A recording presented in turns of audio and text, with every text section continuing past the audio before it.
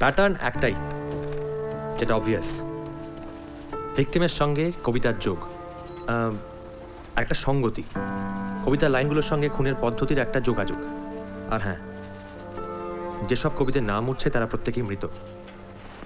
তাতে খুব একটা সুবিধা হবে বলে মনে হয় না। সম্ভাব্য ভিকটিম আর বাংলা কবিতা দুটোই অগন্তি সেট, তাই প্রেডিক্ট করার মতন কোনো প্যাটার্ন নেই। অগুন্তি সেট মানে? যদি ধরে নিই যে খুনি রিপিট করে না। আচ্ছা, কোন কোন কবির পদ্য ইউজ করেছে? জীবনানন্দ দাস, শক্তি চট্টোপাধ্যায়, সুকুমার রায়, সুকান্ত ভট্টাচার্য, বীণা মজুমদার। হ্যাঁ, তা এদেরকে বাদ দিলে কতগুলো টসকে যাওয়া বাঙালি কবি পড়ে থাকে নিশ্চয়ই বুঝতে পারছো। আর তাদের প্রত্যেকের কতগুলো করে কবিতা। খুনি যদি পাঞ্জাবি বা মারবাড়ি হতো খুব ভালো হতো। আপনি কি সাধারণত এরকমই প্রাদেশিক কথাবার্তা বলে থাকেন? প্রাদেশিক নয়, কথাটা হচ্ছে হক।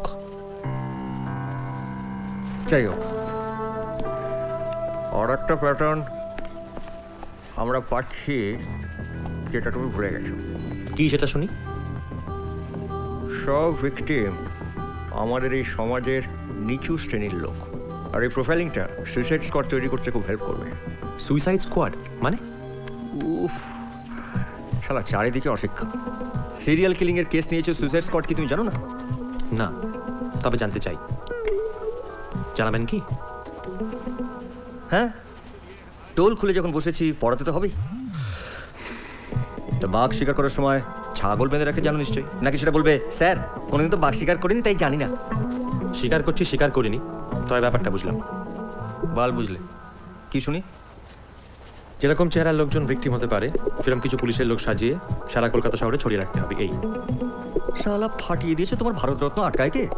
চা নামি দাও, চা মাইনে দাও।